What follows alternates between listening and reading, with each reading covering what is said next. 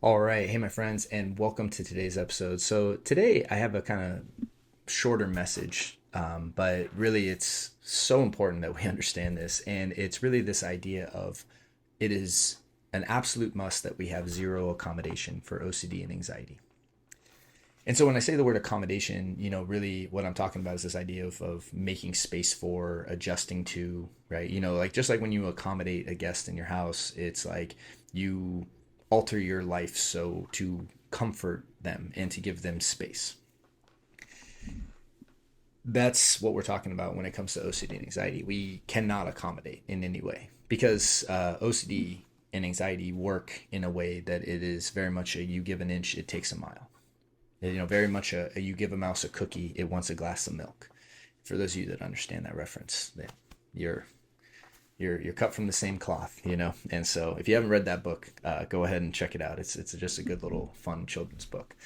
But this is really the idea of fear is that the more you give, the more it takes, and it doesn't have a coexist option.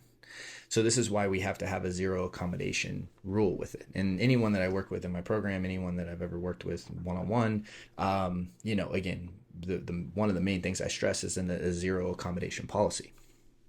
And what that means is that when you notice fear show up, you don't do anything to accommodate. And that's what really any compulsions are. So, from an individualistic perspective, this means like I make continuous choices not to accommodate the fear. And I when I'm going about my day, as opportunities arise, I use them as opportunities because that's exactly what they are to drive fear out, to set new boundaries for my life. See, people oftentimes see ERP as this thing you do in an office somewhere for an hour a week or maybe a few hours a week or whatever. True ERP is happening all the time. People that, it drives me crazy the misinformation and the misguidance people get on ERP because ERP really should be happening, throughout your day. It's like as a thought pops up, you start to feel anxious. That is your time to do ERP, right? That's when you're doing it. You're not going to some place and, oh, I just wrote this narrative once here. And so I did my ERP treatment for it's like, no, it happens on an ongoing basis. And the more you move in opposition to fear, oftentimes the more intense and angry it's going to get initially, right? Because fear seeks to control. Just like in the external world, right? People that are afraid want to control other people. People that are insecure want to control other people, right? Because the reason they want to control is ultimately because it makes them feel better. Fear seeks to control you. It's just what it does. And when you get afraid, you seek to control others.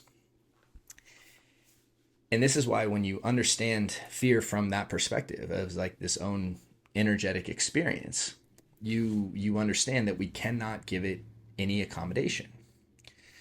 Now, so that's from an individualistic perspective. There has to be a no compulsion policy. And then also from a familial, right, or a family or a systems approach, there has to be a no accommodation policy as well integrated. Now, I'm not suggesting as a family that if your loved one is struggling with OCD and anxiety that you just start doing it without any kind of clear communication, especially if you've been accommodating for a while, right? So I've worked with several families where, the parent is just used for reassurance or the spouse is used to clean everything and decontaminate everything. And, the person themselves, because their loved one is in so much distress, they think that they're helping them by accommodating and doing these things to make to quiet the person's fear down. And what you got to realize is you're actually just making that person worse. It might make them feel better today, but it's making them worse over the long run of their life. And when it comes to accommodation, and this is specifically for more people who know someone who is struggling with OCD and anxiety, you have to have a perspective that says, look, because I love you, I value your long-term recovery. I value your long-term health, your long-term success. So I'm willing to stay with you into the discomfort that you're experiencing today. In fact, I'm willing to facilitate that discomfort today for your long-term benefit. Because I understand that if I keep accommodating, what happens is number one, I handicap you in a certain way. So if you're someone who's accommodating someone's fear all the time, whatever that looks like, if you're putting your life on hold to accommodate someone else's fear, what's happening is you're handicapping them. You're making them dependent on you. You're confining their ability to live a full life because they don't want to feel uncomfortable. And that's really as simple as it is. This is as real as it gets here in this particular. Now, I'm sure there's outlying cases and stuff like this. 99% of people, this is just the reality. And if someone it doesn't like what you're doing because it makes them feel anxious, their emotions are not your responsibility. They're their responsibility. And this is, again, a more direct, more confrontational message, something that's going to make some people uncomfortable, and that's okay. Again, we're not here to make everyone feel happy and pretend that this is like sunshine and rainbows. If you're dealing with OCD and anxiety, it means that it's impacting your life. Now, how significantly, obviously, scales. But for most people, it usually is impacting them way more intensely than they want to really admit, you know? And this goes into the idea of pride that we spoke about in the last episode.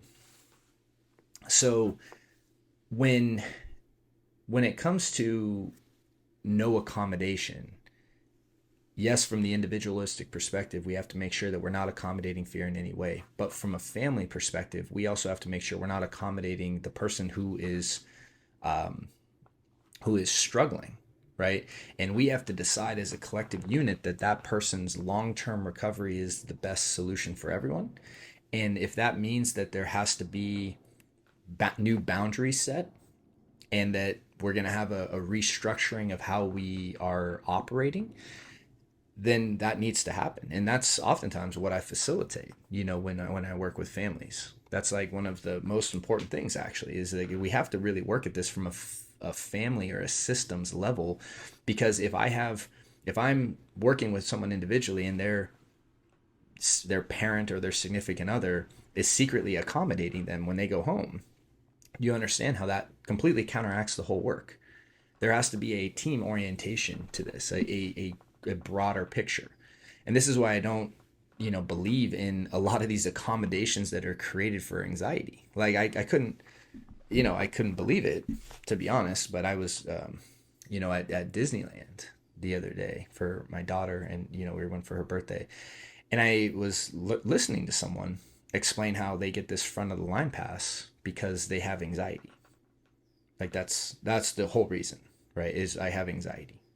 So I stand in line and I start feeling anxious. And so like there's this accommodation idea that, and I don't know if this is true at the park, but I'm not going to say that this is how it works, but it's like, I couldn't believe that was being facilitated, because that's not helping the person over the long run of their life. More importantly, it's giving them like a reason to not get help because they have an advantage now. Oh, you mean I don't have to wait in line anymore because I have anxiety? It's like, what? Like that's the same thing, like someone getting taken out of school because they have anxiety. It's like once accommodation starts happening, the person starts to realize these secondary gains for not addressing it. And that is not good, because that sets that person up to be handicapped, to have, a limitation in which they're now, going to exist with, as opposed to something that they can confront and ultimately get over, ultimately recover from, and live a life that's not confined to those limitations. So, with that being said, it's so important that we understand that when you are accommodating fear, it's not helping the individual over the long run. It's not helping yourself from an individual level, and from a systems level, it's not helping them over the long run of their recovery. And so a zero accommodation policy must be implemented from an individual perspective and a family perspective in order to really get better and recover. So with that being said, wish you guys a great day, a great week, and I look forward to seeing you on the next episode. Hey there. So if you enjoyed that video, we've linked up a few more videos that we think you'd find helpful as well. And if you have found this helpful, we'd really appreciate your support by liking and subscribing. And if you're looking for help and guidance, please check out restoredminds.com as we have several options for you to get started. See you guys soon.